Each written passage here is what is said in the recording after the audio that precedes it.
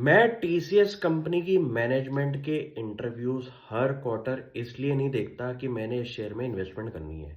लेकिन इनकी मैनेजमेंट जो कि इतनी बढ़िया बढ़िया बातें बोलती है, उससे ना मेरा दिमाग में डेवलपमेंट स्टेज के अंदर कुछ ऐसे लर्निंग पॉइंट्स आते हैं जिनको मैं अप्लाई करके बाकी बिजनेसेस के अंदर फाइंड आउट करने की कोशिश करता हूँ। इस वीडियो का जो पर्पस है वो ये है कि इतनी दिग्गज कंपनी कि कुछ डेटा पॉइंट्स अगर मैनेजमेंट आपके सामने रख रही है, उन पे आपको फोकस एरिया करना चाहिए अपने अपने खुद के बिजनेस के अंदर, या फिर अगर आप कोई कंपनी सर्च कर रहे हैं उसके अंदर ये चीजें देखने की कोशिश करें।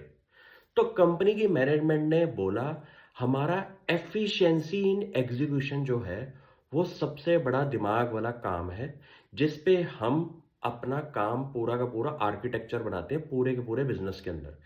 कि अगर हम किसी डील पे काम करते हैं और उसमें हमारे को ग्रोथ दिखाई देती है रेवेन्यू के अंदर, तो हमारा फोकस ग्रोथ पे नहीं होता, उसके अंदर प्रॉफिटेबल ग्रोथ भी हमारा देखने का नजरिया होता है कि हम मार्जिन डिप्रीट ना करें और ऐसे काम पे फोकस करें जहां पे हमारे को मार्जिन भी मिले और हमारे को ग्रोथ भी दिखाई दे।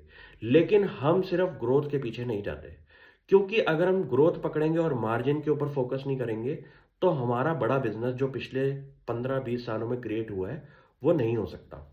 दूसरी चीज, एफिशिएंसी इन एग्जीक्यूशन एक ऐसी टर्म है जिस पे आप कोई भी बड़े बिजनेस को खड़ा करें और उसके अंदर कॉस्ट स्ट्रक्चर को पकड़ें। कॉस्ट स्ट्रक्चर एक ऐसी चीज है जहां पे कंपनी के रेवेन्यू अगर बढ़ रहे हैं तो जरूरी नहीं है आपके खर्चे बढ़े। मैं सबसे पहले वो कंपनीज को पकड़ता हूं कि 15-20% के रेवेन्यू ग्रोथ पे आपके खर्चे भी 15-20% से बढ़ रहे हैं। ये तो सबसे रॉन्ग टर्म है। एफिशिएंसी इन एग्जीक्यूशन का मतलब ये है कि जैसे जैसे आप ग्रो हो रहे हैं वैसे वैसे आपके खर्चों की ग्रोथ जो है वो कम होती हुई दिखाई देनी चाहिए। कि 15-20% के रेवेन्यू ग्रोथ के लिए आपको सिर्फ 10 से 12% का खर्चा बढ़ाना है। ये अगर आप नहीं कर पा रहे ना, तो आपके मैनेजमेंट स्टाइल के अंदर कोई गड़बड़ी है। आप उसके जो पिरामिड के खर्चे हैं उनको नोट डाउन करना शुरू करें। पिरामिड के खर्चे जो होते हैं उनके अंदर आपको वो चीजें पकड़नी है कि जो कि वेरिएबल है और जो कि फिक्स्ड है। फिक्स्ड के खर्चे अगर आपके बढ़ रहे हैं रेवेन्यू ग्रोथ के लिए, गलत बात है, ठीक करना शुरू करें।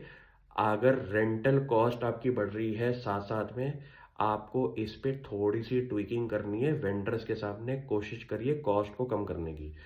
ये इतनी बड़ी कंपनी इसलिए क्रिएट हुई है क्योंकि इन्होंने एक तो साइड दिखाई ग्रोथ की, पीछे से भी इन्होंने कंपनी ने इतना बढ़िया काम करा अपनी एग्जीक्यूशन पे कि कंपनी के जो नंबर्स हैं आपके वो वैल्यूएशन के साथ इंटैक्ट रहते हैं। कि कंपनी कोई भी मार्जिन कम करने वाला काम उठाती नहीं है। दूसरी चीज होगी, कंपनी ने क्या बोला, उनसे पूछा गया कि बीएसएनएल जो कंपनी का जो डील हुई थी आपकी 7500 करोड़ की, वहां पे आपका पैसा बना, क्योंकि हिस्ट्री ये कहती है गवर्नमेंट कंपनीज के साथ काम करके इंडिया के अंदर आपके पैसे नहीं बनते। कंपनी ने एक ऐसी बात बोली कि इंडिया में कुछ ऐसी डील्स जो कि कॉम्प्लेक्स इन नेचर है, वो करने से हम अपनी मार्केट के अंदर क्रेडिबिलिटी क्रिएट करते हैं। यहाँ पे अगर मार्जिन ज़्यादा ना भी बने, हम कोई और डील से पैसा कमा लेंगे, लेकिन कॉम्प्लेक्स डील करके मार्केट को आप ये बता सकते हो इस लेवल का काम सिर्फ टीसीएस ही कर सकती है। ये चीज़ों पे ध्यान देना शुरू करिए, अपने माइंडसेट पे काम करना शुरू करिए। कोई भी चीज़ अगर आप कर रहे हैं, ऐसी एग्जीक्यूशन, ऐसा माइंडसेट, ऐसा स्ट्रेटेजिक रोड मैप अगर लेके आप काम कर रहे हैं, आपका ना टीसीएस तो ग्रो हुआ ही हुआ है, आपका खुद का माइंड भी ग्रो होना चाहिए ऐसी कंपनियों की मैनेजमेंट को पढ़ के कि ये किस लेवल पे इतना बड़ा स्केल क्रिएट कर रही है। कुछ तो इनके अंदर ब्राउनी पॉइंट्स ये मैनेजमेंट देती होगी, अपना माइंड आपके सामने रखती होगी।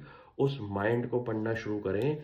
शेयर बाजार जरूरी नहीं है कि आपको हर कंपनी खरीदनी है, लेकिन हर कंपनी से कुछ ना कुछ डेटा पॉइंट सीख के आप अपने आप को इम्प्रोवाइज करें। Thank you.